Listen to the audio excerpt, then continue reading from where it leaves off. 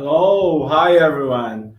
I'm Professor Gabriel Nascimento, and I would like to say welcome everyone for our talk tonight that will be about Blackness, critical justice, and language education. And I would like also to For our talk just tonight. a sec invite Professor Kelly Barros to join me here. Uh, Hey, Gabi. Hello. It's such a great chance to be with you again. So yeah, I'd of course, like my to, sister. yes, yes. And I'd like to welcome everyone and to say thank you for them accept the invitation. So I hope it's gonna be a great night and we're gonna share some disruptive ideas, I would say, because talking about blackness, social justice, language, power, it is always a chance of being disruptive, I would say. So Yeah. people welcome. We're gonna have a great night. Yeah, thank you. Kelly is my sister and my colleague here Yes. in Bahia, and we joined two universities. That's the Federal University of Southern Bahia, UFSB, Universidade Federal do Sul da Bahia, and the Federal University of the Recôncavo da Bahia, that's the UFRB. And also, I'd like to thank you. People from the graduate program in language studies and literary studies from the Universidade Estadual de Santa Cruz. So Professor Renato Peruso, who's here helping us as a helping hand. So I think we can now introduce our guest speakers tonight. So I'm going to introduce Professor Ndimande, and after that, I think Kelly can start introducing Professor Dr. J. So, as I said, this is gonna be about Blackness, critical justice, and language education.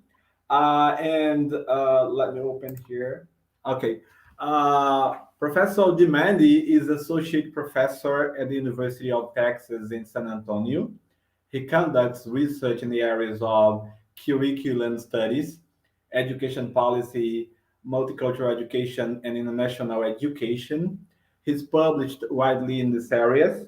His book, Privatization and the Education of Marginalized Children, Policies, Impacts, and Global Lessons, that was co-edited with Christopher Lubianski, was published by Routledge in 2017.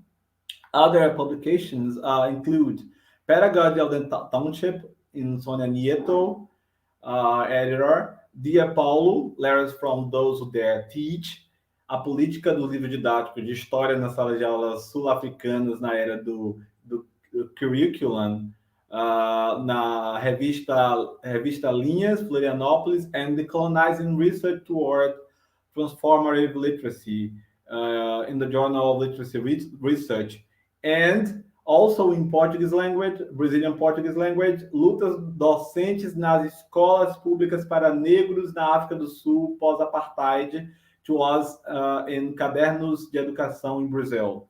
Dr. Ndimande earned his PhD from the University of Wisconsin-Madison. So welcome, Professor Ndimande, to Brazil, to Bahia.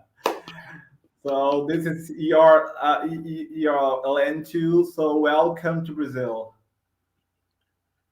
Thank you so much for that wonderful introduction. I appreciate it. Some of the things I did not do, but you added those, so I will take them. Thanks. Great. So I'm going to introduce Dr. Jamila Lyiscott. And she is an aspiring waymaker. She's a community engaged scholar. She's a nationally renowned speaker. Dr. J, as she prefers to be called, she is the author of Black Appetite, White Food, Issues of Race, Voice, and Justice Within and Beyond the Classroom. Dr. Jamila Lyiscott serves as an assistant professor of social justice education at the AMA Amherst University, where she is the co-founder and the co-director of the Center of racial justice and youth engaged research. She's most well known for being featured on a TED Talk where her video named 3 Ways to Speak English. And I would also say that there is another video about how English is silencing the Black students. It's really relevant. You should watch it. And this video, 3 Ways to Speak English, has been viewed over 8,000 millions. And this is pretty, her talk on this video is really relevant, and it impacts us a lot. And Dr. Jamila is here to talk to us and to share some ideas. Thank you so much. Welcome. So, so I don't know about you. We can, of course, talk. Who's gonna talk first? But let me introduce the title of the presentation as Professor Ndimande sent me. He will be speaking about the struggles of racial equity from Bantu education to school choice in post-apartheid school reforms. And I think you can go first. What do you think?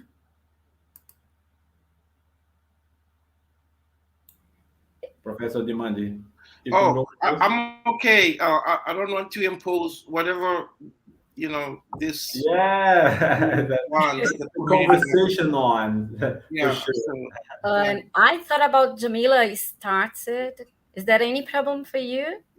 Yeah, because of the power. Yes. Okay. Yes. Yeah. That's perfect. Okay. So you have 30 to 40 minutes, but of course you take your time, and we're here to hear you.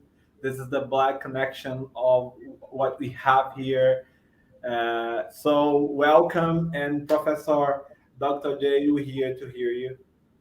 Thank you. Thank you so much. I just want to express that I'm deeply honored to be in this space. And I mean that in every sense of the word. I am here in Salvador da Bahia. I hope I said that correctly. And I'm honored to share time and space with people who are concerned with the power of Black lives, language, justice, equity globally. Right now, in the space that I exist in the United States, there are laws being passed across the nation to silence the truth about the Black experience and about experiences about people of color broadly.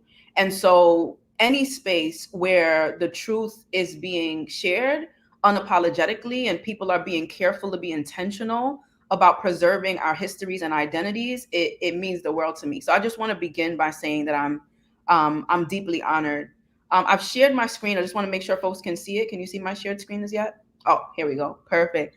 So I want to discuss socio-cultural perspectives of language, race, and power as a way to enter into this conversation about the power of language to be a site of resistance. A lot of times when we think about resistance in our society, we think about what it means to be on the street in protest, right? We see the signs, we see our fists up. But something that I have learned through my experience as a Black woman in America, through my experience as a Black woman in America who's of Caribbean descent, and through my experience as a scholar activist, a researcher, a person who cares deeply about the connections between the community and the things that we need to know and transform, is that it is essential for us to understand how our very being and the reclamation of our fullest identities is a source of resistance.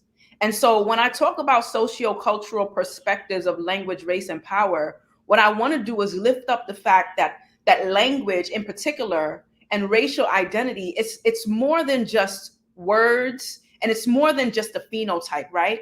Language is not just how we exchange words, but historically and even contextually today, language is used as a way to communicate history, to communicate ideology, to communicate deep perspectives and culture and identity in a way that's precious. And so it's deeply tethered to our racial identities, because our racial history, especially as Black people across the African diaspora, has a very contentious relationship, particularly with the English and other colonial language practices. And so I want to be really intentional about lifting that up. But before I get into it, I'm going to share this quick video clip that I just love sharing this clip as an entry point. So if you can listen to this.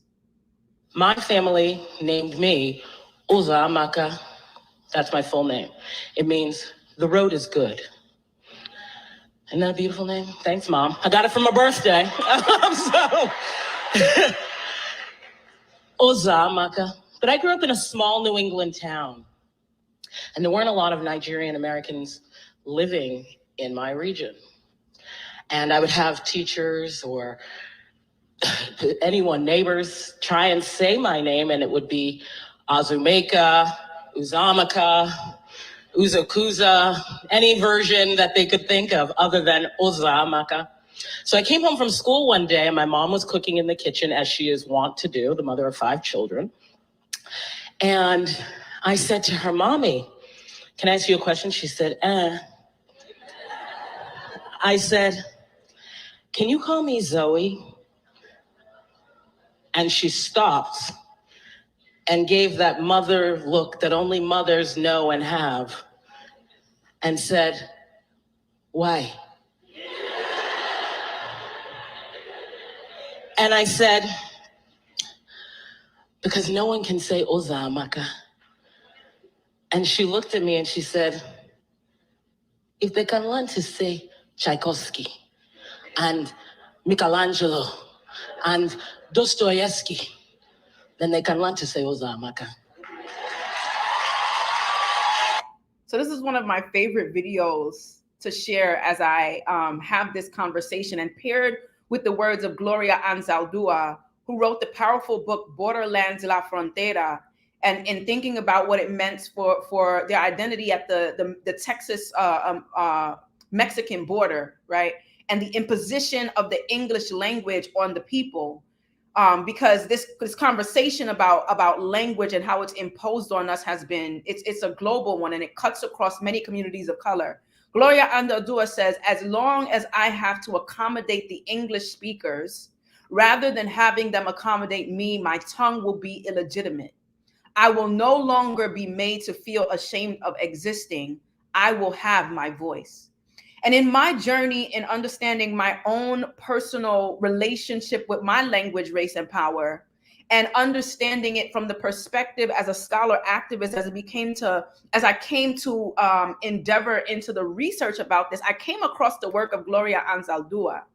And I understood very much how this connects to what Uzo was sharing, that when Black lives, when Black people step into institutions in our society today, we are asked to erase really essential parts of ourselves, or we are asked to assimilate in ways that accommodate colonial perspectives and ideologies. So what's important about what Uzo's mother told her is that you're going to make sure that they know how to say your name.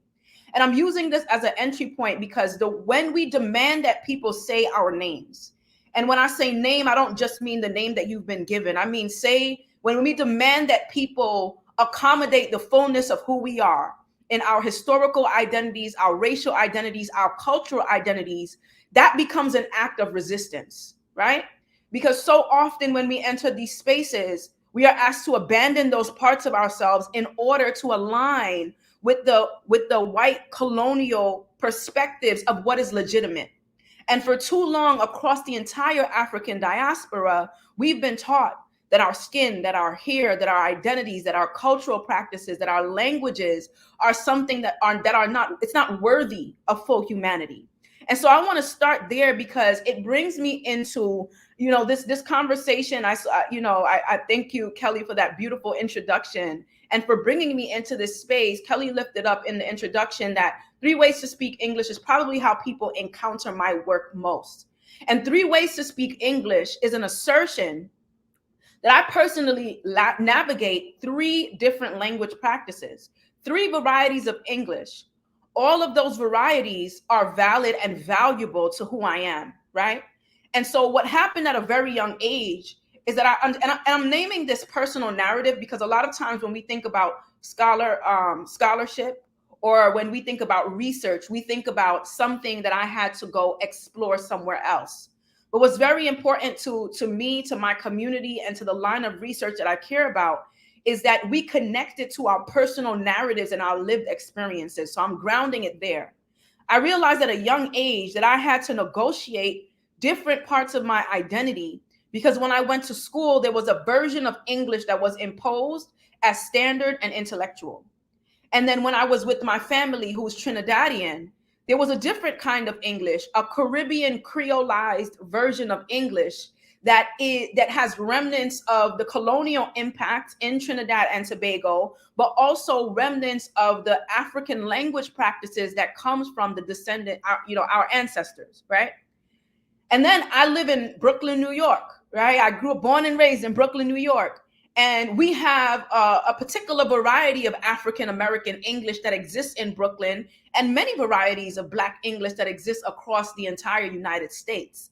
And that was a different form of creolized English. But the Black language varieties that I navigate are always seen as unworthy of spaces that are meant to be intellectual, are tethered to school and education. And the question was why? Why is it that these language practices, now we understand from many folks who have done the research and done the activism to show that the linguistic features that exist in Black language practices across the African diaspora, including patois and Jamaican patois, Caribbean creolized, other forms of Caribbean creolized English, African American English, and there are versions of Black Brazilian languages that I've been hearing and learning about, that the linguistic features map directly onto West African linguistic features of our ancestors, which means that what we've done throughout colonization, throughout imperialism, throughout slavery, throughout the various oppressions that we've survived, is that yes, we have necessarily had to take on the colonial languages, but we have not forgotten who we are, right?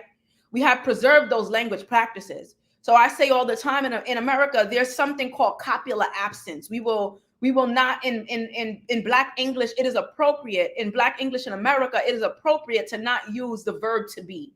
So I might say, instead of she is going to the store, I might say she going to the store. And if I say she going to the store, that means copula, the verb to be, is missing. And that is a legitimate language practice in African American English.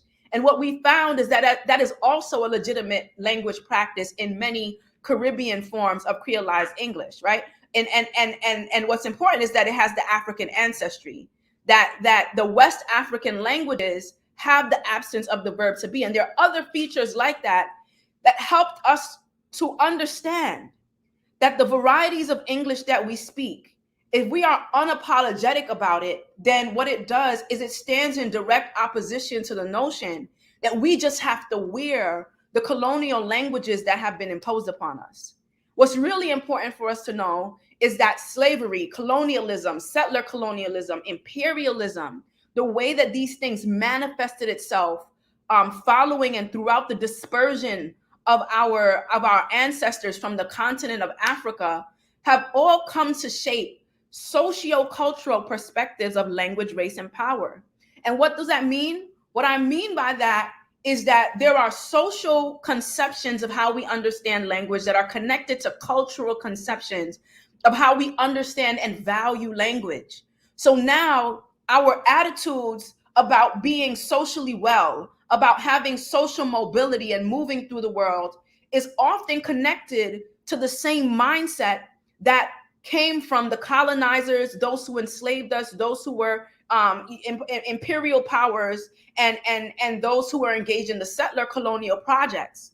Because what has happened is throughout this dispersion, it wasn't just about the subjugation of our bodies. It was also about the subjugation of our minds. And so very intentionally, what would happen is in the spaces of school, especially in the spaces of school, which I care about because I'm in the field of education, is that educators would be tasked with making sure that students did not speak in their original language practices. that they had to adopt the language practices of the colonizers. When it came to slavery in America in particular, one of the things that we know is that the African peoples were separated based on language so that they couldn't communicate. And that legislation was passed to make it illegal for the enslaved to be able to read and write. And so policing language has often been connected with the policing and subjugation of our bodies. And there's a reason for that. There's a reason that there was so much intention in oppressing us. It's like, we're not just going to oppress your bodies. In effort to continue oppressing your minds, we are going to be careful about you, one, taking on our language practices, or two, not having access to language in the ways that people who have freedom have access, right? We have to think about that today, because as we move through the world, as individuals, as educators, as scholars, as activists, as community workers, in our families, what are the attitudes that we have about language? Sometimes in our own families, what we do, I know in Black families, sometimes what we do is we will correct each other and say, no, you're not speaking English correctly, right? Don't speak like that because you won't get the job. You won't pass in school. And these things are true. It is absolutely true that we live in these tensions, that even when we want to hold on to who we are, it's not necessarily going to be accepted in schools or at the job. And so in our own families, in our own communities, sometimes our attitudes are, well, the superior language practice is the language practices of the people who colonized or oppressed us. Sometimes that's the attitudes that we have, because that's what we've been conditioned to believe. But what if we understood that the language practices that we carry within us from our ancestors and that connect us across the African diaspora are powerful ways to resist the psychological, the emotional, the spiritual, and the physical subjugation that continues in the aftermath of slavery, colonialism, settler colonialism, and imperialism? What if we understood that as a form of disruption? I know that in my work, I'll use this as an example. This was one example of some work that I did in New York City, Ciphers for Justice. What we would do is we would bring together young people, mostly young people of color from across the New York City area. And we would have, this was at Columbia University, an Ivy League university. So what we would do is we would have them learn qualitative research skills and other skills that in academic view is, those perspectives view these skills as valid, right? If you're learning qualitative research, then you're learning something real. What we would be intentional about is making sure that as they learn those skills, they were also learning to sustain their own language practices through hip hop, through spoken word poetry, through media literacy, right? Because what we wanted to make sure to show them, and we wanted to make sure to show the world through them and with them, is that I'm not valid because I can speak in academic language. The power of my perspectives, the power of what I believe needs to transform in the world as a young person is connected to the power of my voice and the fullness of my identities. And actually what would happen is something would unlock in them. When you go to school every day and you're taught that you have to erase or abandon who you are, it shuts down a part of you. But in this space, we would see something awaken in them, that they had different language practices that they could use. They could say things that they could not otherwise say, right? So there are certain things that I can say in my language practices from my community that I'm not actually able to say when I'm speaking in standard forms of English.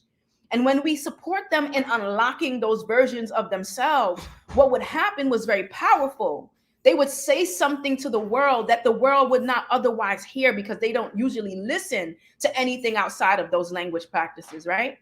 And so I'm using this as an example. And as I close, what I want to say is that, this is as a reference point. These are powerful people who have supported me in understanding this. Is Dr. Geneva Smitherman, powerful scholar that has helped us to understand the value of Black language in America.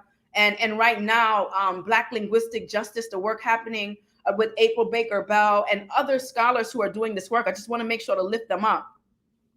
But my invitation for folks right now who are listening and who are wondering, sitting in questions, right? Like, if I want to preserve my identity and power as a Black person, then do I need to learn the types of Englishes that are being imposed, right? That's a tension, because I'm sitting here like, I know my power, but still I enter into spaces that ask me to speak in language practices that don't feel deeply connected to who I am, right? And that's sometimes the games we have to play, right? I have to play that game. Like, I'm going to speak in your language practice, but I know who I am, and I'm going to continue to sustain and assert the power of my language practices along the way that come from my community as an act of resistance. I know that there are people here in this Brazilian context that feel a sense of resistance to even connecting with English as a colonial language. And I resonate with that. I resonate with that. But what would it look like for us to play the game of getting access to different spaces through that language and using that as a mechanism for resistance, right? But the other thing that I want to make sure to leave us with is this notion that any avenue that we choose in terms of how we continue to preserve and assert the value of our language practices, understanding that who we are, that perspectives that try to look down on any aspect of who we are is rooted in slavery, settler colonialism, imperialism, and other varieties of colonialism, is I want us to leave with the consideration that we are our ancestors' wildest dreams, right? So this is something that has come up. I'm not even sure who said it first, but the idea that I am my ancestors' wildest dreams is a powerful one. And I say that because I want to invite us to think about what our dreams are, because we are going to be someone's ancestor one day. And when you think about the fact that we will one day be someone's ancestor, then we have to be intentional about how we want to show up. Do I want to show up in a way where I have erased everything about my identity in order to survive and succeed in institutions that don't know how to love me with my full Blackness? Do I want to leave the world as an ancestor in such a way where I maybe did not get to access and shake up and disrupt institutions with the fullness of who I am because I did not take those steps, right? Because we're sitting in this tension about the colonial language of English. For each person is going to be different. But what I'm inviting you to do is to sit in the power, the beauty, the genius, and the brilliance of who you are. Understand how socio-cultural perspectives rooted in colonialism and racism and anti-Blackness have tried to teach us lies about who we are, and then make decisions about how we want to leave the world for the generations after us. Because we are our ancestors' wildest dreams, and we have dreams that one day will manifest itself as we become people's ancestors. So that's what I'm going to leave you with today. I know that there's a conversation that's going to happen afterwards, but I'm going to leave you with the invitation to think about what this means for how you decide to move through the world with the power of your identity, your racial identity, your language identity, and your capacity to transform and resist through the intersections of language, race, and power. Thank you so much.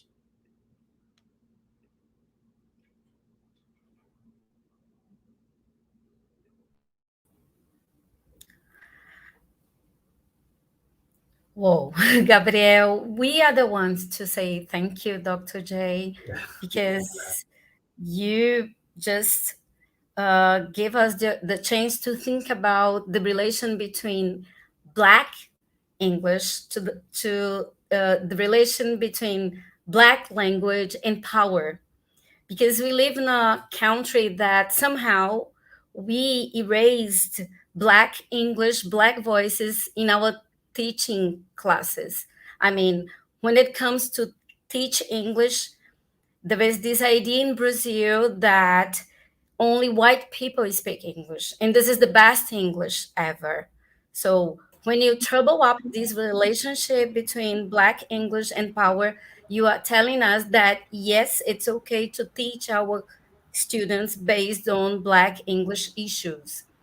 And I guess, so Gabriel can help me with that better. Yeah, I'm delighted.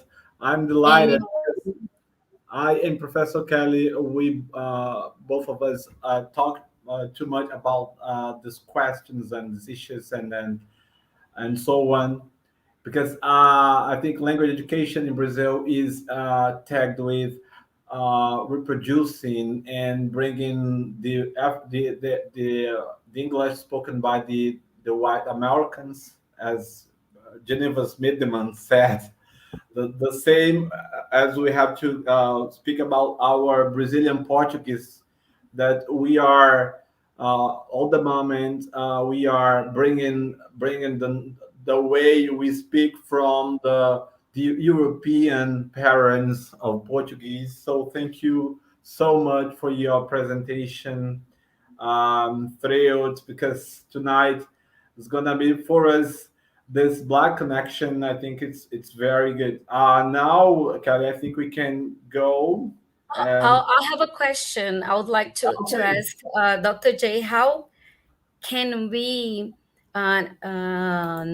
because I would like to learn with her as much as I can, but I was thinking about in what ways my teaching practice have the power to either uphold or disrupt a social injustice, or uphold or disrupt racism when I am teaching a very standard English, when I am in my pedagogical practice. How can I just perpetuate this attitude of having this white English in my classes? I'm not saying that it's wrong or right. What I'm saying is, how can I avoid it? Yeah, thank you. That's a great question. We have to tell the truth, right? So many of us are navigating institutions where having to teach standard forms of language is imposed on us. But sometimes what we do is we teach the language, but we also teach the ideologies and perspectives that come with those languages. And that's where the danger can occur too. So how do we tell the truth with our students about the socio-cultural? How did we come to even acquire this language that I'm supposed to teach you? Tell the truth about it as we learn it, but then also tell the truth about the power of their language practices. So sometimes, because we have believed for so long that who we are is not worthy of these spaces, we don't even know what's valuable about our own languages in our own communities. And so sometimes I have to have students do projects where they go into their own communities, their own histories, their own families, and begin to document and learn what is the history of the way that language has taken shape in my family, in my country, in my community, with my people. When they start to see that, they start to see this is powerful, this is historical. It's only been deemed as not powerful because of racism. So we have to start to reclaim that. Because like I said, sometimes it's within our own families that we have the conversations. Oh no, don't speak like that. We got to correct it. No, when do we start to unlearn that in our own families? When do we start to unlearn that in our own communities, so that when we're in the classroom, we can say, for now, maybe this racist language practices is what's standardized. But I also know the value of everything that I bring into this room. And I have a professor that's telling me the truth about my language and about this oppressive language. And so for me, it's not one or the other, it's a both and. We have to sometimes teach what has to be taught, but we got to tell the truth as a way of disruption. When your students get into spaces of power, they then have opportunities to continue challenging what gets to be taught and how we transform the curriculum. So that's my short answer for now, but I'd love to keep having this conversation. Yeah. Okay. Thank you. I have one question also. That's about most scholars on language studies who work on diversity. I think also in the United States, they have some public discourses. So this the agenda they raise in their papers, but they draw on language practices that are tied to the national pattern of language, saying that this is the opportunity for Black students to have good jobs or to get into social positions. I think this is a way. It's my positionality, but I think this is the way racism can be raised for the way we say in Portuguese. It's a kind of friendly ideology of racism, but in English you call blindness. That's not a so that's Yes. usual in Portuguese. What do you think about that? Because some examples coming from the US that people usually say in Brazil, that in New York City, they used to teach AAVE, African American Vernacular English, Yeah. and they gave up because students couldn't go downtown and get good jobs. Yeah. What do you think about this? Oh, this is what I'm. This is a great, because this is what I'm saying. I'm saying that a lot of the negative perspectives about Black language is in our communities. Like, we already know it's outside. We get that. But within so yes, AAVE, that they were gearing up to teach that. Brilliant scholars, including Dr. Geneva Smitherman, who made this so visible that we need this. And it was a lot of Black leaders who resisted it because of this conversation that our children need access to power, that standard English is the language of power. And what I say is, no, standard English is the language of the people in power. It is not the language of power. And what I try to do is expose the contradictions, because if you pay attention across media of different corporations, they use our language practices all the time. Black language practices are being exploited and co-opted all the time. Except in school, they try to indoctrinate us with the notion that it's not valuable because they say you can't get the job. And I'm like, you can't get the job. Right now, the job market is using Black language to make money, right? But you don't want us to use it. Y'all want to use it so you can capitalize, right? So we have to start pushing back on this, and we have to start pushing back on the notion that, we're not preparing our children for the real world if they only know Black English. This is how we have to do the decolonizing work in our own minds, our communities, because it's a form of resistance. And if we continue to play along with the language, the colonial and oppressive languages, then nothing will ever change, right? So yes, I hear you. That is what's used as a way to say we're supporting Black students by making sure that they know the best English that America has to offer. We teach that, and that's nonsense, because they have to suppress so much of their identities in order to acquire that, right? And so it's an ongoing fight. It's an ongoing fight. Gabriel, this is a great question, and it has just came to my mind that Dr. J has already mentioned about McDonald's example. Could you say that? Could you repeat that, please? Because it's related to that. But one day a McDonald's representative is going to come get me, and I'm going. But I use McDonald's because it's like the most popular. So the McDonald's slogan, "I'm loving it," right? So they say, "I'm loving it." That's the McDonald's slogan. LOVIN. While the dropping of the verb G in the word loving, the dropping of the letter G is it's a feature of Black American English. It has its way. The dropping of the G is a feature of other language practices, but it's a feature of Black American English called consonant variation, the dropping of the G, right? So like I said earlier, here are both things: copula absence and consonant variation. She going to the store. Not she is going to the store. She going to the store. We're more likely to say going, right? Without the G instead of going. Consonant variation, like I'm loving it with the absence of the G. This is something that McDonald's has used for mass appeal, right? They make so much money off of this slogan. It would probably be pretty corny if it said, "I'm loving it," right? Because we know that Black language is powerful and it connects and it resonates, and we see it existing in our world. And so the question becomes, why is it policed in our classrooms? Why is it policed in the job? Why do we do this policing in this one space and then exploit it in another? And so that's just one popular cultural example of how Black language does have power, even when they try to tell us that it doesn't. Okay, I think now we can call Professor Ndimande back to join us. So are you there? Professor Ndimande? Oh. Yes. I was just saving my bandwidth of the internet is not so strong. So. Okay, that's okay. Now we wanna hear you.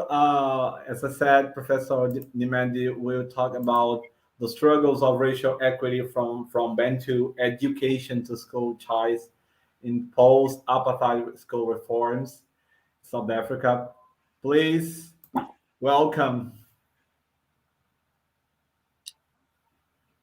Okay. I just want to give again a round of applause to Professor Lyiscott. I mean, on your presentation, such a really powerful testimony here. And this is one of the reasons I just enjoy to be with scholars who really trouble, I may use the word trouble, these issues, who are interrogate, who want to interrupt them. So I was sitting in there and I was so happy. So thank you, Professor. It's not my my charge to tell you that you already know your work, but I thought I'll say that not out of condescending or anything, but just wanted to thank Professor Gabriel Nascimento, who really reached out to me to invite me to this great university. I haven't met Professor Nascimento in person, but it feels right now like I've met him before. And I have a little genealogy of how I connected to Brazil. Other than that, I'm Black, and the struggles of the racial struggles in Brazil are not the same, but similar to what I have growing up in South Africa. And I'll say a little bit about that. But my other genealogy is I have gotten to know Professor Nascimento through Professor Joel Windel, who is a great colleague and a friend at Universidade Federal de Fluminense, and who in turn was introduced to me by Professor Álvaro Hipólito at Universidade Federal de Pelotas. So I just wanted to acknowledge my colleagues, just to know that I'm in Brazil here and in the space of scholars who interrogate colonialism, because they've also helped me to get in here. And just also to thank Professor, this is Professor Renato Perucho, for giving us permission to be in this room and helping us. Obviously, again, to Professor Lyiscott and Professor Kelly Burris. And if I said your name wrong, I'm so sorry, but I think it's Professor Kelly Burris, who was also a part of the discussants over there. You know, the great university, Universidade Federal do Sul da Bahia, in conjunction with Universidade Federal de Recensavo da Bahia. So I'm so glad to be here. I want us to just say hello to all the colleagues. And in South Africa, we use the words comrades. So the colleagues and comrades, whoever is watching in this forum, graduate students, undergraduate students, and community members, because we can't do this without the community. This is a community member. We're just talking about it, but it belongs to the community. So if I don't know how to move my slides, I can just say, go to the second slide, if you could. And if you could push to the second slide, yes, thank you. And I'm gonna be moving pretty fast on this. Some of the things that Professor Lyiscott talked about, or I don't want to make a repeat, but I'm positioning my talk really within the South African context. And I will be saying more about the context so that, you know, I share the reasons why we're here right now, having racism in schools in post-apartheid, when racism actually started with colonialism and did not end. But each time I just talk at places, I start with a little bit of my positionality, and we'll be looking at race and racism and discrimination. And I was thinking last night, thinking about the concept of apartheid. You know, the concept of apartheid is being used loosely in the past and now. And it was created for that purpose, to say, well, we're going to put people apart so that they could decide for themselves. It's more like this concept in the United States of freedom. It's my freedom. You can't tell me to do it. It's my freedom. So, but really that concept, you know, we know what freedom is, and we know when it becomes oppression, oppressing others, or discriminating others. And then speak specifically about Bantu education and the curriculum in terms of the language as well, just to come back. And I'm talking about literacy when I talk about Bantu education, and then you'll hear my talk how Bantu education actually, and I want to use the word, it produced, unapologetically, it produced people who will be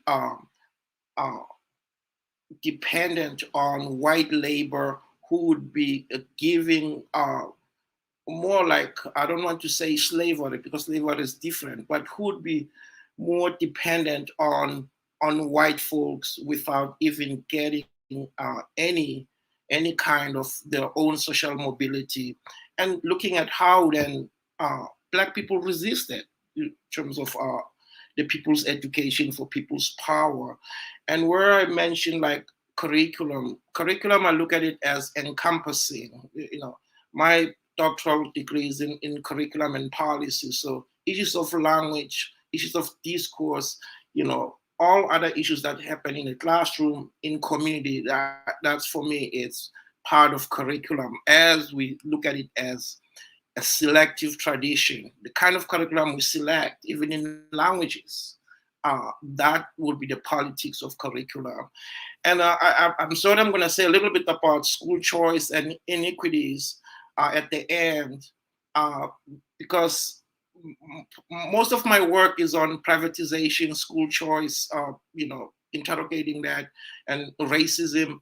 But since this forum is mostly about how to interrogate racism, I'll just say a little bit at the end on that. So I may go to the next slide just to show the context where this talk is based, just the context. If you could move to the next slide, that would be very, very helpful. Thank you so much.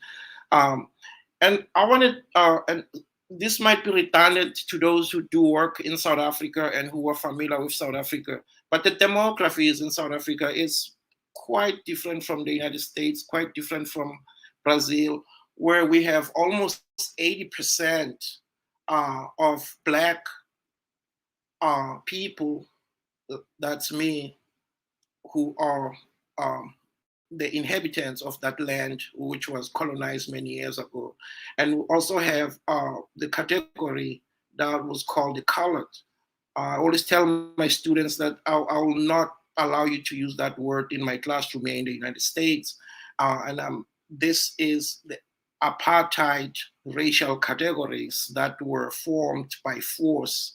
Then you have the Asian, West Asian, West Indian, or East Indian population in South Africa.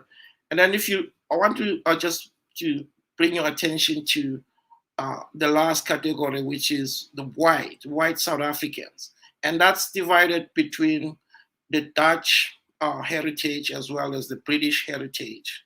They form only 9.6, just less than 10%, well, we'll say 10% of the entire land that they colonized.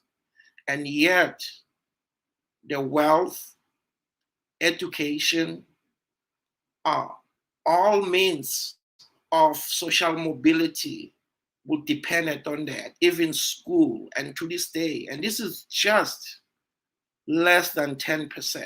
And it will, if people are not troubled by this, I just looked at this, then it's just really troubling in itself. So, and as I move to the next slide, if people have already gotten that, we could put that up again. Each time I talk about my positionality, especially if I were here in Brazil as I am right now, I just read from what I wrote few years ago on, this is a personal letter that I wrote to Paulo Freire many years ago. And this will kind of show you my positionality in addition to looking at the picture over there.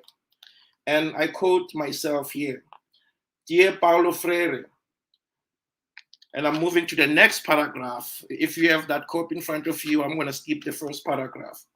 "I come from the poverty-stricken Black township of Davidton, approximately 20 miles southeast of Johannesburg, South Africa.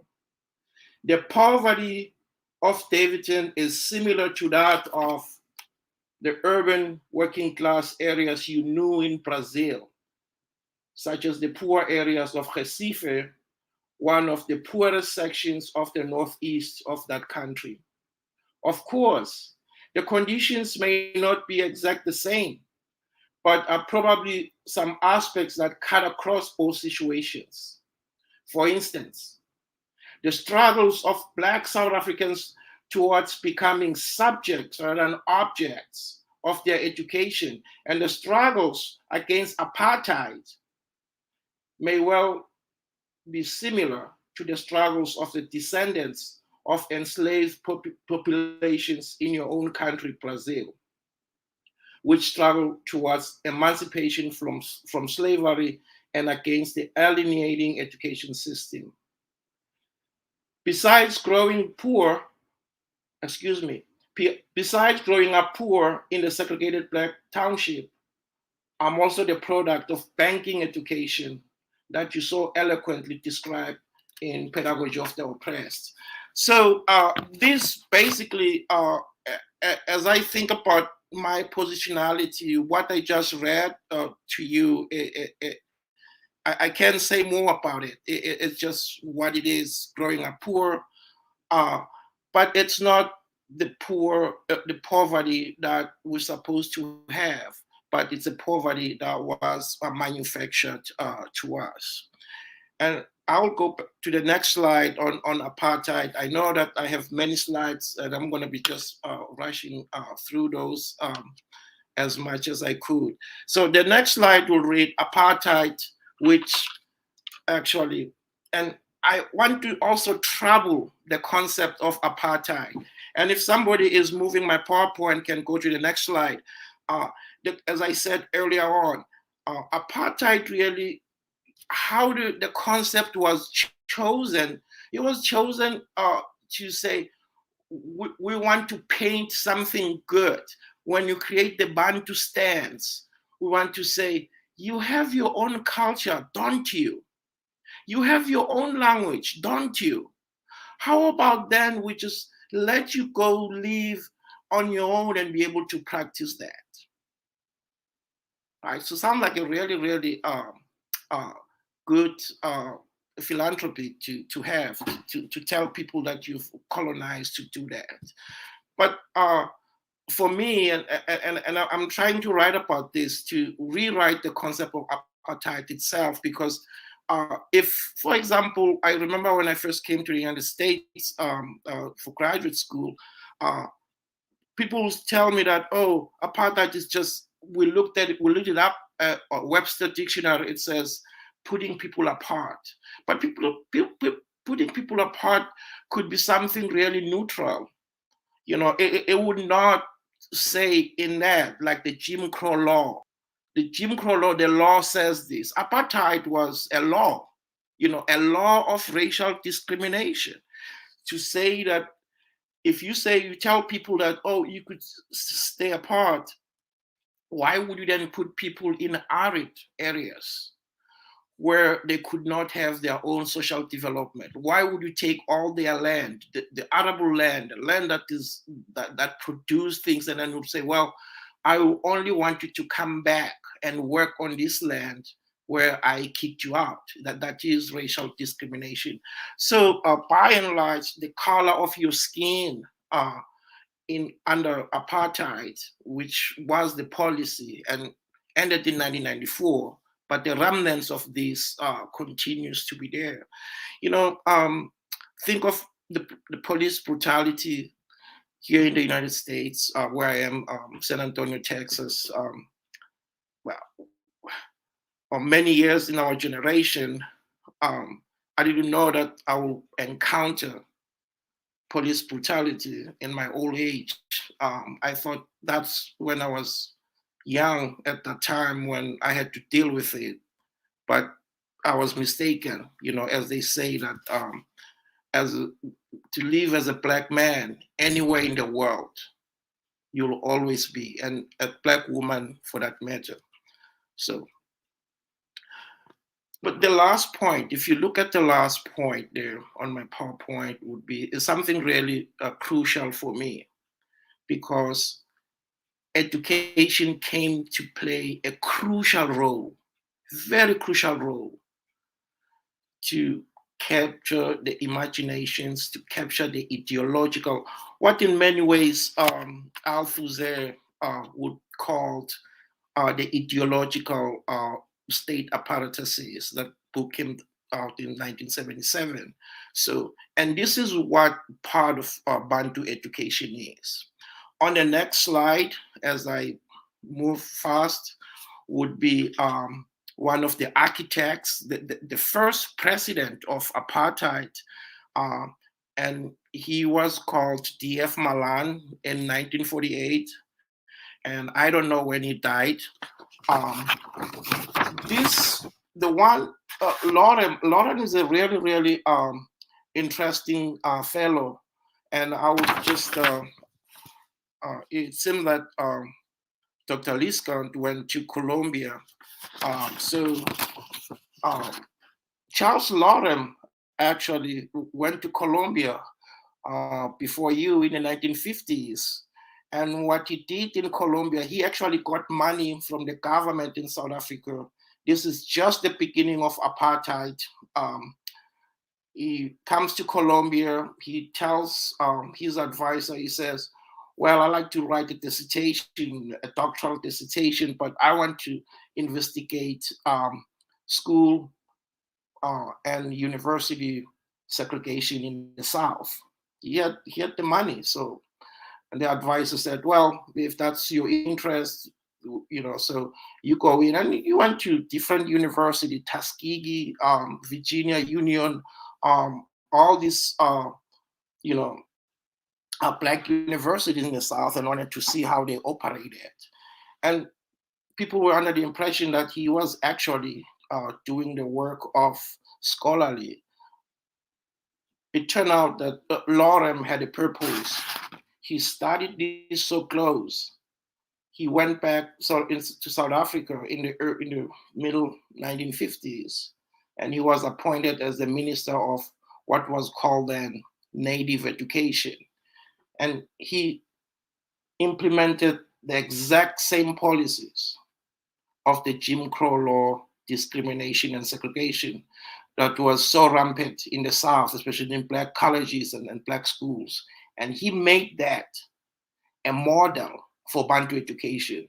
So sometimes when people say, what is Bantu education? I could say, well, just look at what was happening with the Jim Crow South in education, and to a large extent to this day.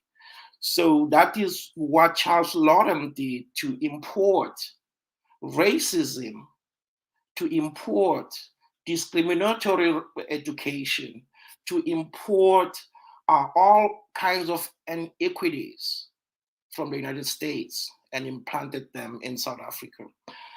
So I don't want to spend a lot of time on Lauren. People who may want to read more, I've written something about him in some of my writings, but he's a really, really interesting fellow. So this is particular one of my slides that I really like to show that under apartheid, when you look off the slide that says less than 10% of the population is white, there will be very few, if any, white children in South Africa who weren't raised by our mothers, our Black mothers, including my own. My grandmothers, my mothers, my aunt who just retired, has been raising white children.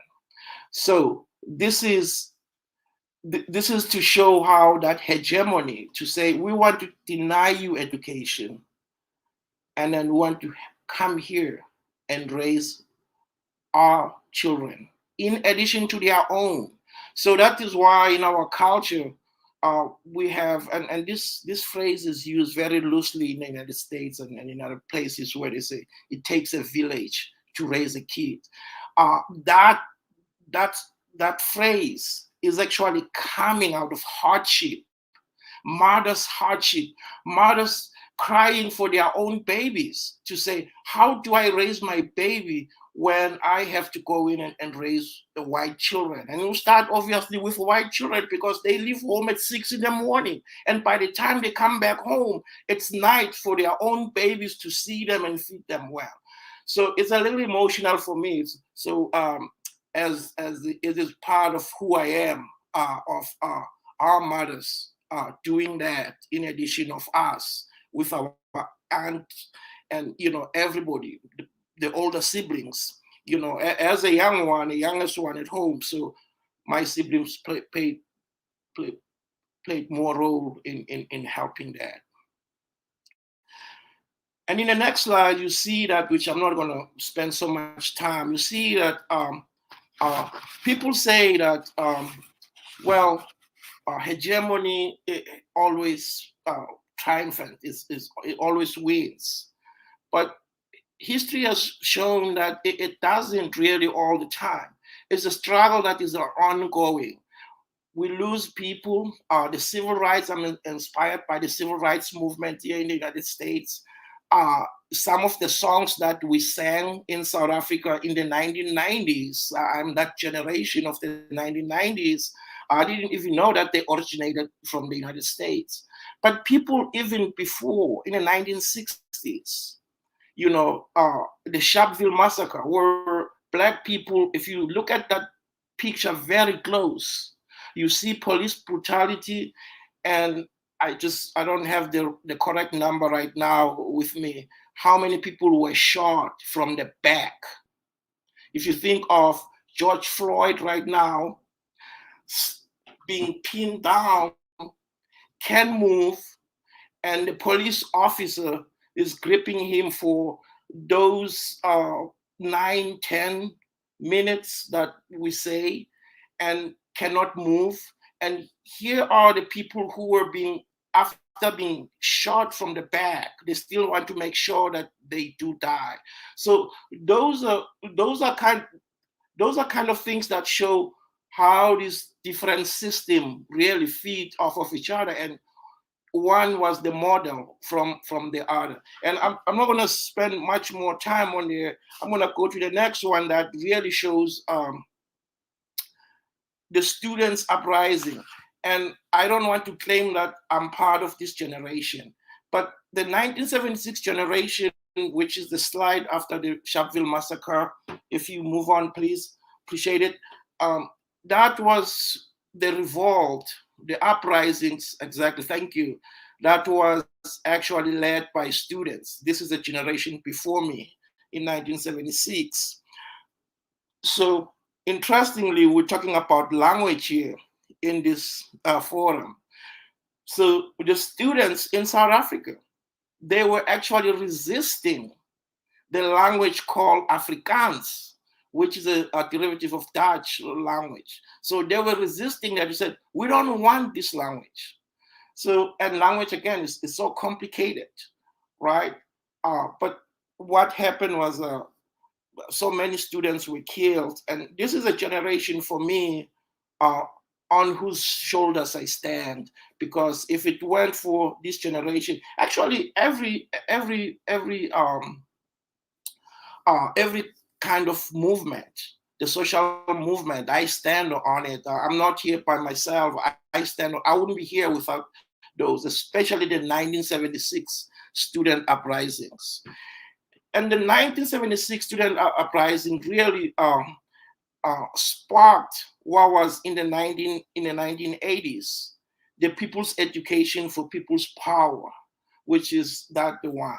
So, and it's really interesting that I was actually reviewing a manuscript recently, and I got so upset where the author, and I'm not telling you which journal, and obviously I don't know who the author is, where the author was just saying that, oh, we're giving by the way, giving, it's such a colonial,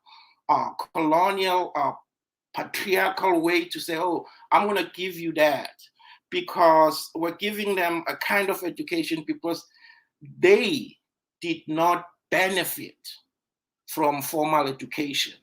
Who, in their own minds, will argue that formal education, other than giving you a certificate for social mobility, will give you a critical education, especially the formal education under apartheid. So this was a manuscript, and I just stopped there. I wrote to the editor, said, you know, I don't think this is just not a good way to be thinking about marginalized people of South Africa, to say that. I am inspired by people like Steve Bantu Biko, who really was one of the giants, and I talk about him in that I got to know him when I came to the United States. There's so many struggles that I did not know when I was in South Africa, because I grew up without books, and all we did would be to go out on the street, right? Taking out on the street and running away from police and doing what we ought to do in order to survive. So we're doing all this in order to survive. And they didn't have much of the readings. We heard about Steve Bantu Biko, even the picture of Nelson Mandela, the former president. I only got to see him when I was a freshman in college, to see how he looked like, because everything was censored. But just as the book of in South Africa was censored, and when we got it through like different torn pages and, you know, little by pieces. So the month of June in South Africa really is a really special month, because it is about also thinking about this man, Steve Biko, who died in chain. We celebrate his life as an activist, an anti-apartheid giant, who also wrote a really, really important book, and which says, I write what I like. And I'm trying to think about this title and listen to what Professor Lyiscott was telling us about the curriculum, to say, oh, your language is not good, or you shouldn't be writing what is relevant to you. So I'm just saying more about that in the light of that. I've always, I got to read this book, and this book was written many years ago, but I got to read it in here. I write what I like. And you can see how Biko wanted to communicate the discourse of freedom, to communicate the discourse of language freedom, to communicate the discourse of social justice, to communicate the question of racial equity in that book. So as a young man, he troubled the system, you know, and he wanted us to read that, but we couldn't get even that book, right? So he himself and the community was troubled by the system that promoted the dehumanization in the reading material that is curriculum for me and for all of us. He was troubled by the life under apartheid. So as a curriculum scholar, I look at curriculum, not just what's happening in the classroom, but what's affecting the classroom itself, where our children come from, what influences our social media, or our media, excuse me, I'm not the social media generation, I'm just seeing it now, but what influences our media, what all the other aspects that influences us. And he was also troubled by apartheid schools for Black folks. You know, you're thinking about articles about that tell of the book about the Black folks, right? And about the social political repression.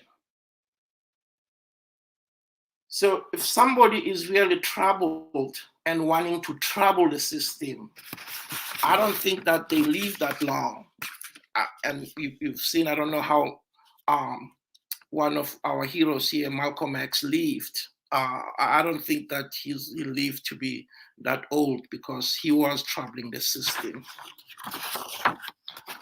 And I will just move towards to share some of the people who really, for me, when I started this journey, when I got access to books, like people like Paulo Freire, as you've heard me read a letter that I wrote to him, just coming to Madison, talking to Professor Latson Billings, said to me, "You from South Africa?" I said, "Yes, but I've been in the United States. I studied with Professor Nieto." Professor Nieto, I said, in class once. For the first time, I was in a class with white students in it. And I went in class, I said, "Well, I'm a victim of apartheid." And Dr. Nieto said, "Hold it right there. You are a survivor. You're not a victim. You're a survivor." And moving on, Latson Billings said to me, "Here's a copy of Carter G. Woodson. That will be the next one, the Paulo Freire, but the next one will be Carter G. Woodson. And read that to see what happened." But I'm also influenced by some of my other African scholars like John Nasike, who write so eloquently. Actually, I've quoted John Nasike in one of the pieces I wrote, where he says, in a British system in Kenya, he's a Kenyan writer, in a British system in Kenya, school kids, kindergarten, where you start to learn so fast, or first grade, second grader, the curriculum tells the kids to say, "We want you to sing about the London Bridge. London Bridge, you sing about it coming to school." And John Nasika troubled that and said, "How about having the kids to sing about Nairobi Bridge, which they could be crossing it, going to school, and they'll be even to see it and hear the Nairobi Bridge, instead of singing about something that they don't know." And just in my conclusion, I see that I'm actually 4 minutes, beyond my time. In conclusion, I just want to say that I do agree that apartheid as laws ended, but there's so many things. Racism is still there, inequities, segregation. When I did my PhD dissertation, I looked closely on what's the difference between integration of schools and desegregation. Is proximities, having your body next to a different body. That's what people talk most of the time.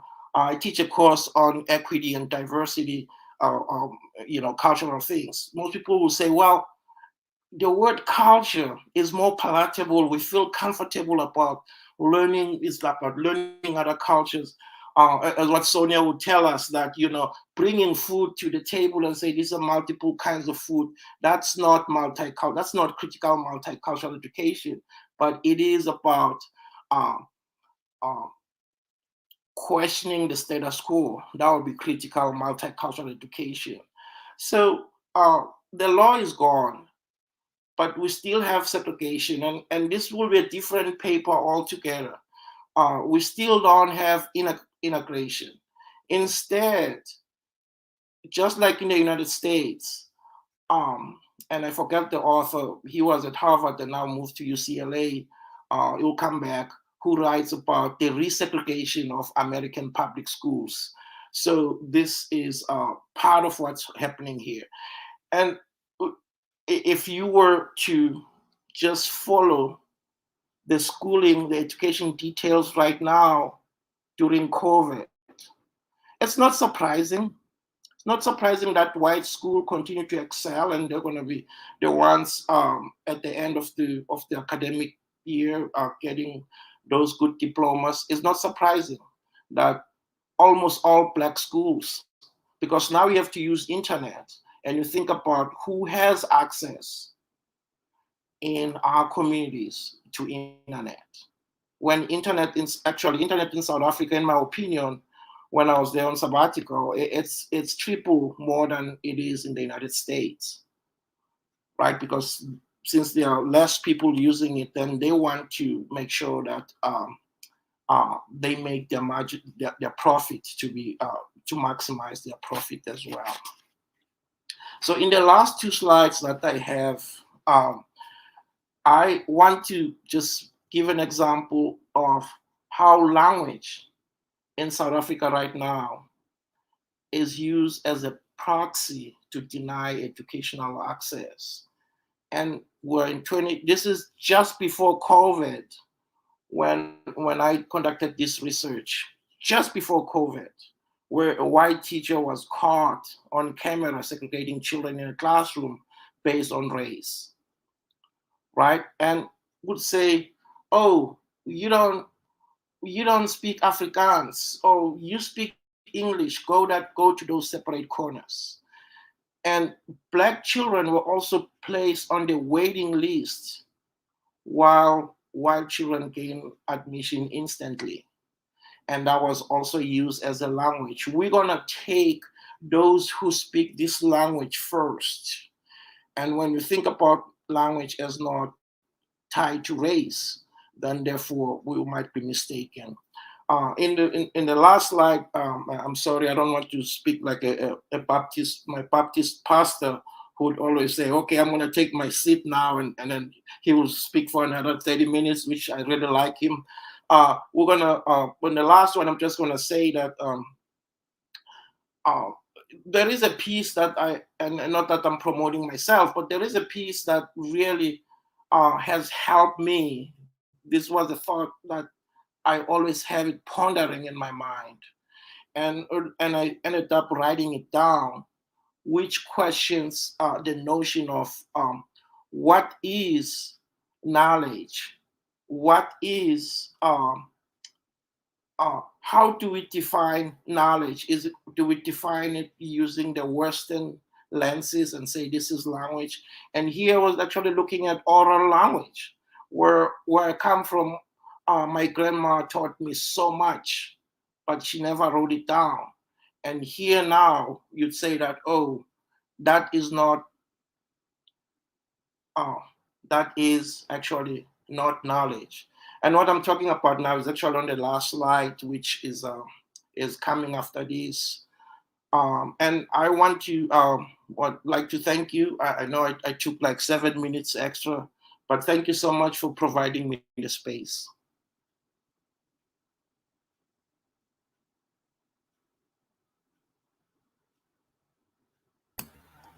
Thank you, Professor. Thank you, Ndimande, for the amazing remarks. I'm thrilled, and this is interesting. We can bring Dr. J too. This is very, very interesting that we hear two scholars from Brazil and two scholars in the U.S. and not from the U.S. And that's to say that in Brazil, major concerns about history of enslaved Africans by linguistics or language education or education scholars, they raise some questions about our history that attempt to deny what we did, what our ancestors did in the slavery or against slavery, for example, in language education or in language. The first one is that we didn't have a formal apartheid in Brazil. This is the first issue to be discussed here. And that's because it was not ruled by a formal act like it was in the US or in South Africa. But colorblindness ideologies in Brazil persisted so far, saying that we don't have reasons for claiming that we suffer. Our population, our black population, which if you are darker, you suffer more racism concerning your position and where you are. And speaking about language education and apartheid in Brazil, Dr. J talked. I don't know what happened to Ndimande. I think internet problems. But Dr. J said about a creolized English. That's the discussion in the United States concerning with the way the English language came. And in Brazil, we have many scholars who deny the existence of creolized practices of language in Brazil among enslaved Africans, because they say that we couldn't see legitimate ways to speak Portuguese language in Brazil.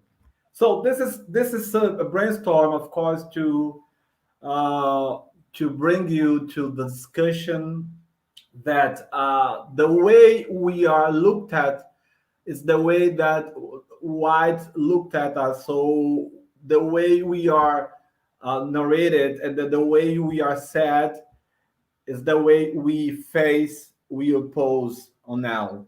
So, Ndimande, first of all, thank you for your nice contribution on the debate of apartheid, because I'd like to ask you, because Bantu in Brazil is recognized by our traditions, our African traditions, and how we look at our traditions of how to be Bantu.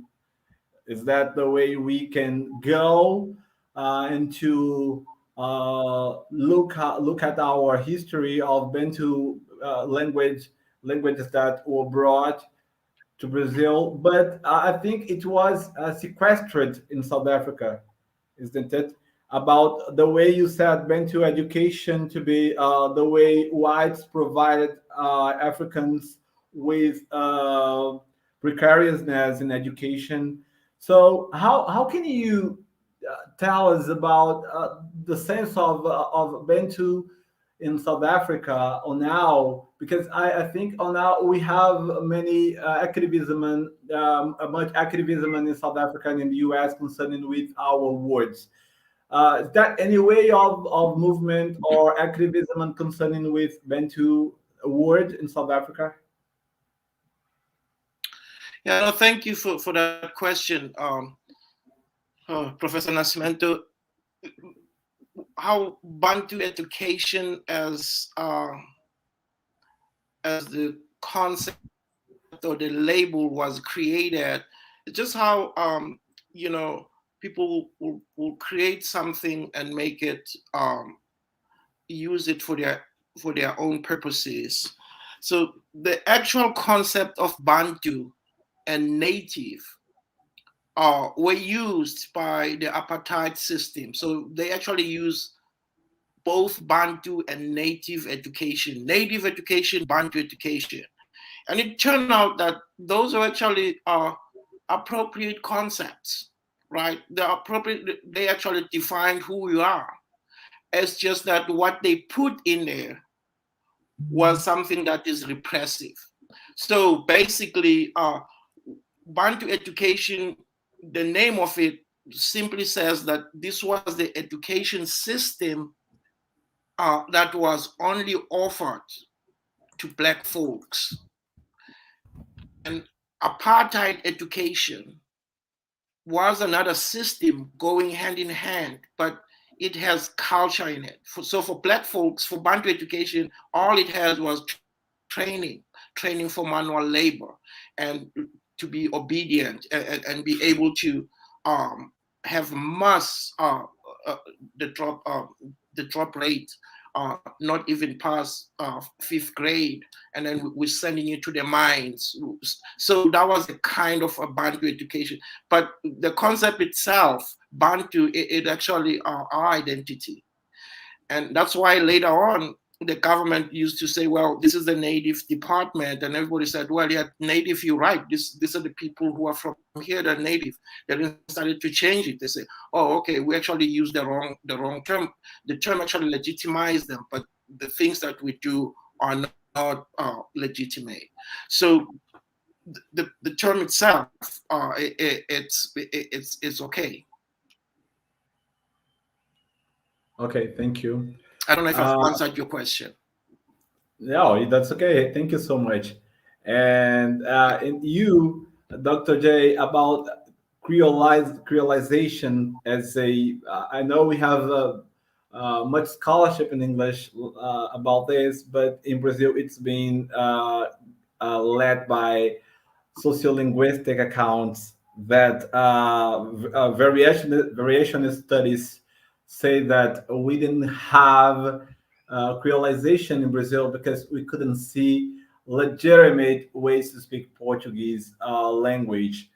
As you said, we cannot speak about norms or parents that they can only be raised by legitimate ways to speak Portuguese or English. Do you? I don't know if you have any account about Brazilian Portuguese, but I know you in Brazil. You have any kind of sense on differences and similarities we have? Because I know in the north of the United States we have the sense of I'm not racist. I'm not racist. It's the white exceptionality, exceptionalism. And now that's the way whites say that they aren't racist because they have black friends or they married to blacks. So, do you see any kind of similarity or difference between Brazil and the United States concerning with it? Yeah, thank you for that question. I just want to be clear that all language is made up. Like, this is really important for us to begin with understanding that all language is made up, and that historically English as a language used to be the language of the common people, and it was really Latin that was the superior language of the elite. So the way that we value language practices and we use it for social stratification, it's very political, and it's often connected to capital, right?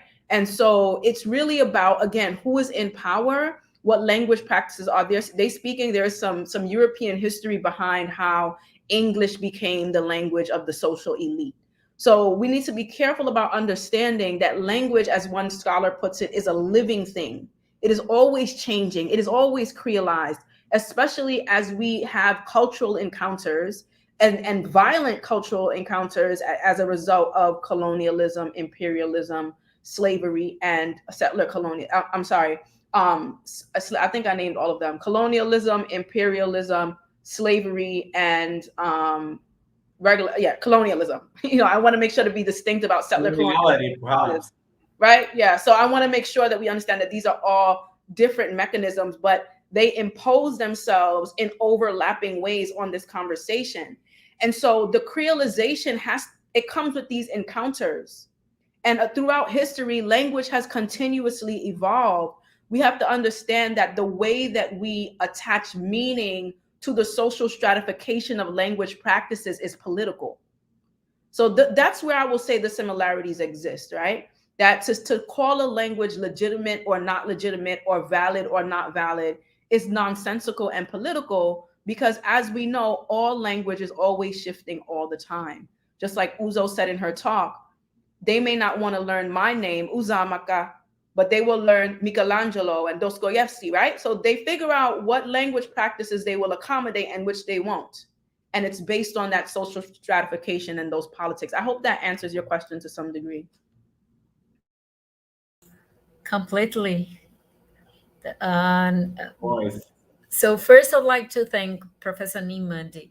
I have a question for the two of you, but before that, I'd like to say that I liked the term speaker's positionality, because it makes me think about speakers and personality, speakers and identity. So I like that.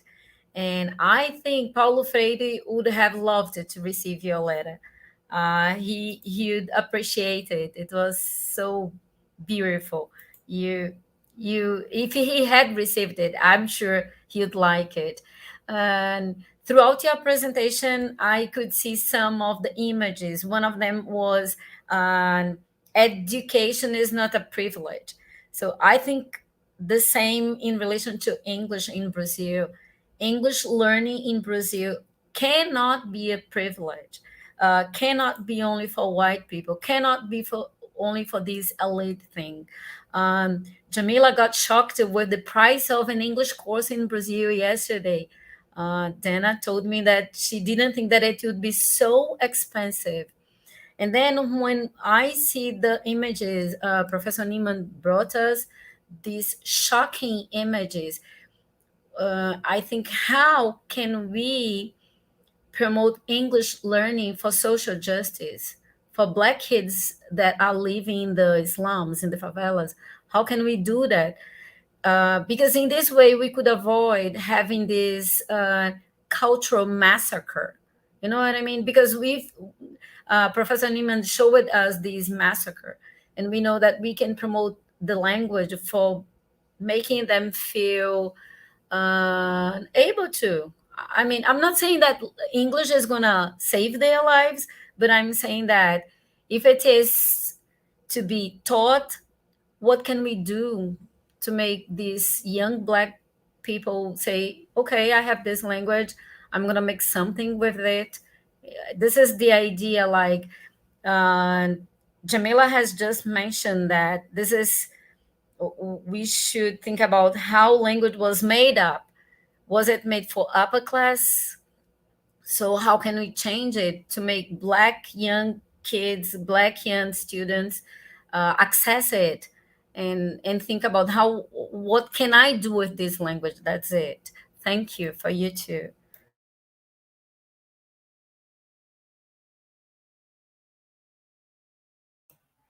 If you feel like to comment, I don't know. We have questions from the chat. First one is from my colleague and friend, Professor Joel Windle. So his questions about Africaps or models of Africaps based on non-white speakers. And his questions: has the Africaps movement entered the education policy debate? To Professor Ndimande, please. Can people hear me now? Can you hear me? Can you now hear me? Okay. Yeah, now okay. Okay, thanks. Yeah, I know that Professor Windle was going to give me a very hard question. I'm going to try my best to answer it. Yes, that's actually a very hard question to ask. But I want to go back a little bit just to say, for people who really not familiar with Afrikaans, there is a debate about what Afrikaans language is. And some people will claim it to some enslaved people from Malaysia. Because people don't know, very few people know that there was slavery in South Africa during the colonization in the 1600s. It did not last as long as it had in the United States, but there was slavery, even the Malaysian workers that came in with those boats. So they started to do a little bit of the combination, just as Professor Lyiscott was talking to us about how these languages get formed along the process. But the most immediate association of Afrikaans is with the Dutch, the Netherlands. And if I were to start speaking Afrikaans right now, and people from the Netherlands will say to me, well, it seems like Ndimande is trying to speak as if he was a kid, right? So it is really close to Dutch. The reason that people really hated Afrikaans in the 1976 was because its association with that power, that it was the power of apartheid. So actually, this is incredible that I was so fluent in Afrikaans because you couldn't do anything in a more like business fashion in South Africa. You go to the bank, you have to speak Afrikaans. You go to the post office, you have to speak Afrikaans. In the school was a medium of instruction. But during my generation, that was going slowly away. But in order to work for white folks, as I did growing up, I have to ask for a job using Afrikaans. So people really disliked and hated it just because of the association of that subjugation. So that's what Afrikaans is, and it's very close to the Dutch language. And the question, I think, was is there debate about Afrikaans right now? I can't remember what the question was. Dr. Windle's question, I guess, was that Afrikaans right now is one of, with English side by side, they are premier languages in South Africa. They are premier languages. So even the desegregated schools, and not integrated, but desegregated schools, those are the two languages right now, standing side by side, that dominate the discussion. So if you spoke like in Zulu, my first language is Zulu, or speak in Xhosa, or speak in Sotho or Siswati or Ndebele, people would just not even listen to you. They'll say, what are you talking? And these are indigenous languages, but only two. So the debate about Afrikaans, just to say real quick, is there's been debate about all languages right now to say, how could we incorporate at least those dominant languages based on the province? If you're in this province, then you got to know isiZulu. If you're in this province, you got to know isiXhosa, all that. So it is part of that debate. I'm sorry if I didn't answer your question, Professor Windle. I guess it was answered for sure. I'll make the last question, Professor Gabriel, and it's gonna be for the both of you. It's this question is from Ivanette, but I think it's related to something that Dr. J has already mentioned about being trilingual. I think Dr. Jamila Lyiscott is gonna also be able to speak about that, because she has already mentioned about being trilingual, because it is related to plurilingualism. And Ivanette Sampaio asks you, you speak more than one language, don't you? How does linguistic diversity help you to come around in the world? And how do you think that the discussion about plurilingualism can help the Black people, especially the Black children here in Brazil?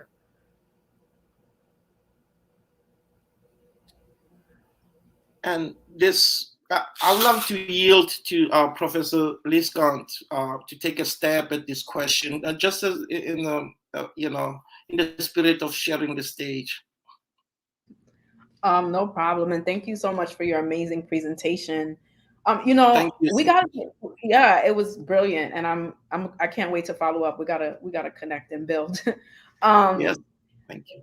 We have to be honest about the fact that we are in a situation that is not, there is no neat answer, right? So for me personally, yes, I assert that I'm trilingual, that I speak various language practices. The truth is that in order for me to be here with you today, I had to learn standard white American English. Because in order to go to an Ivy League institution, in order to get my doctorate, in order to navigate the social mechanisms that are imposed on my people and have continued to be imposed on my people since we were ripped away from our continent, I have had to play the game of the oppressors in the United States.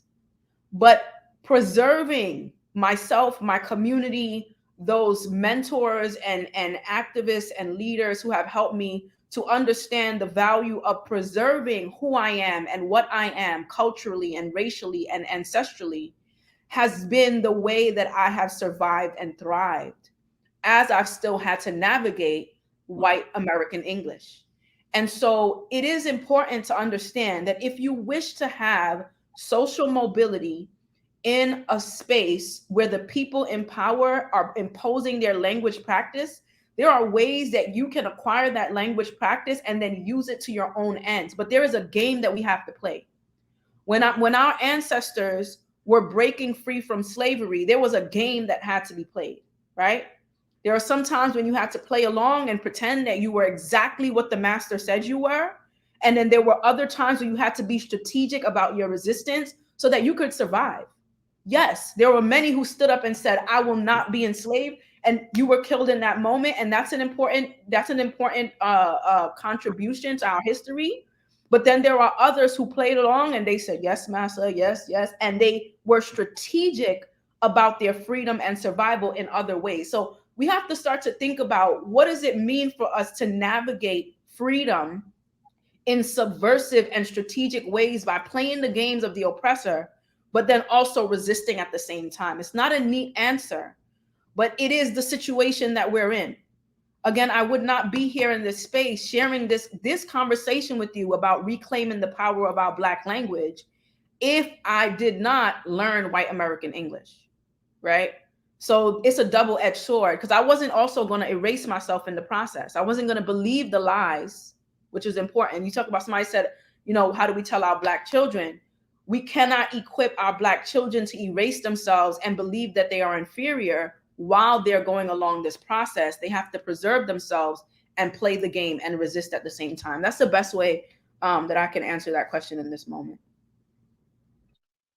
Yeah, and thanks, Professor, for that, Professor Lyiscott. I couldn't say it better than you. I think how you said it, I don't think I would have even explained it in that extent. So thank you for answering for both of us. Thank you. I love the answers. I personally have too much to talk to you about the way we are suffering right now with policies coming from our current government in Brazil.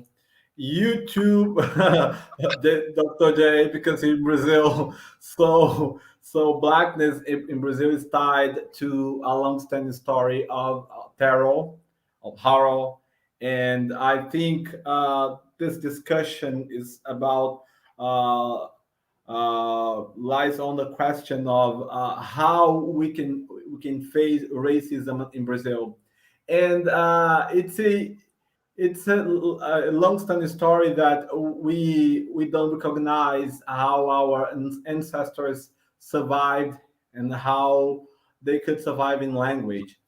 And perhaps this is not well known in Brazil, but some people say we speak the language of our oppressors. But as Dr. J said, this, and I said in earlier word, but that language is mine too, because I speak the language the way I speak. So to some, I would like to hear you, both of you, about how our, I don't know now in the United States, but I know you of course you can see what happens in Brazil or in Latin America or where else, how our current problems arising from this government that represent how racism still exists and how it can perform in language and in language policies and language planning. And how do you see future in our terms? How is there hope we can see from our Black children in our schools, or we have to do more to see our children growing in a different future? How do you see future?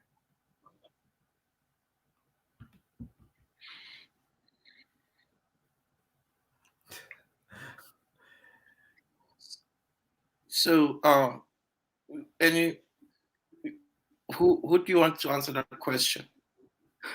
You got it. You got it.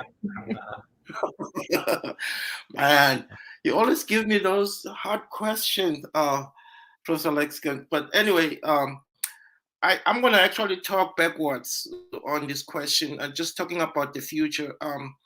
I'm so optimistic about the future. I know that in my life, I won't live in a non-racist society in my life time.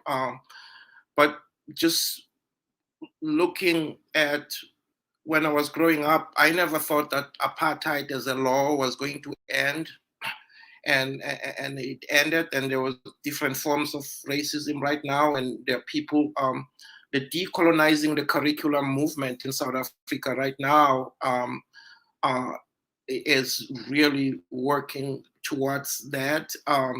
Eswatini, one of our neighboring countries, they are right now protesting about the conditions of education in their country and our neighbors, and that's something that just to see, and I'm not trying to exoticize these movements, but to see how the Black Lives Matter movement here in the United States, especially with the last event of George Floyd, gained that momentum. And I know that some people are just moving in a retrogressive way. If you don't live in the United States, what happened on Sunday or Monday, it wasn't a shock to me that a person like John Gruden would say all those things about, about Black coaches, Black players. It wasn't a shock to me. But we see that even with all this progress we make, I mean, there's one thing when I walk on the sidewalk in the United States, it's just a simple thing that I always remind myself. Walking on the sidewalk, I always remind myself that I'm standing on the shoulders of the people first who built the sidewalk, but also number two, those who died for me to be in this space, because other than that, I don't think I would be in that space. When I go to the University of Pretoria once, I was on the other side of the desk where, when I was a student at that time, the University of Pretoria would not even accept me as a student.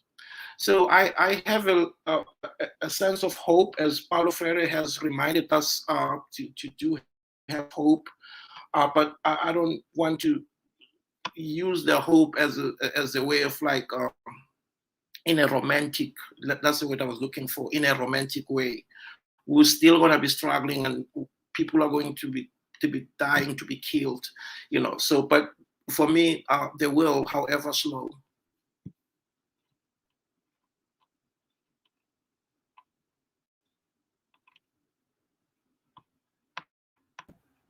Okay, Dr. J would like to comment.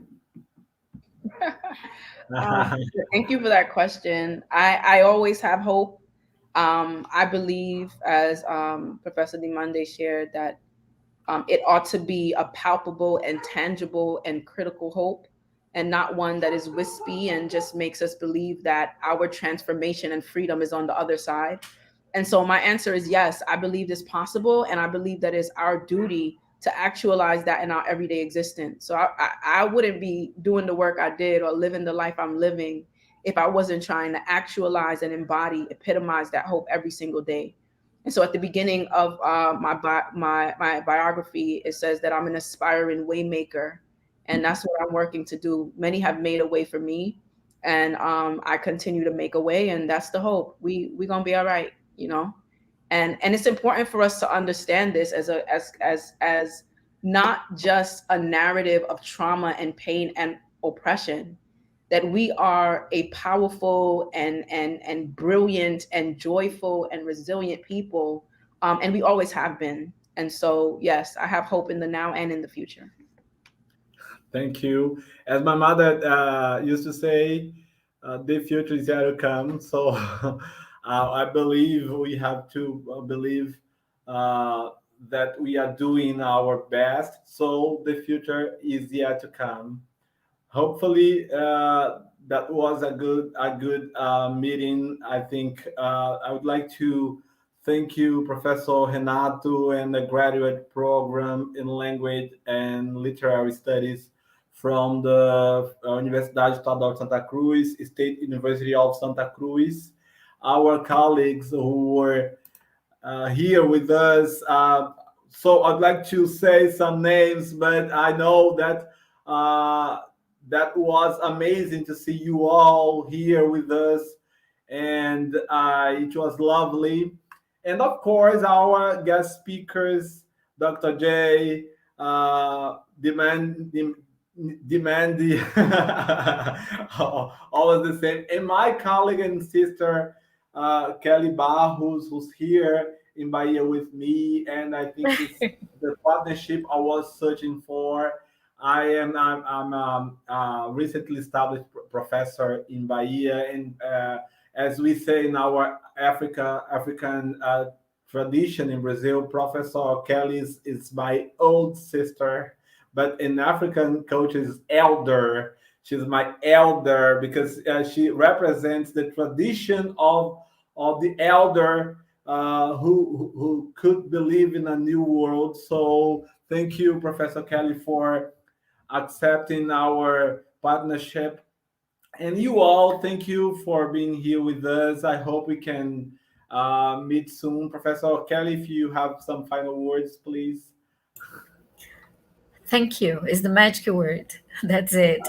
Thank you, Professor Ndimande. Thank you, Professor Jamila, and all our friends who came here to listen to this very essential discussion.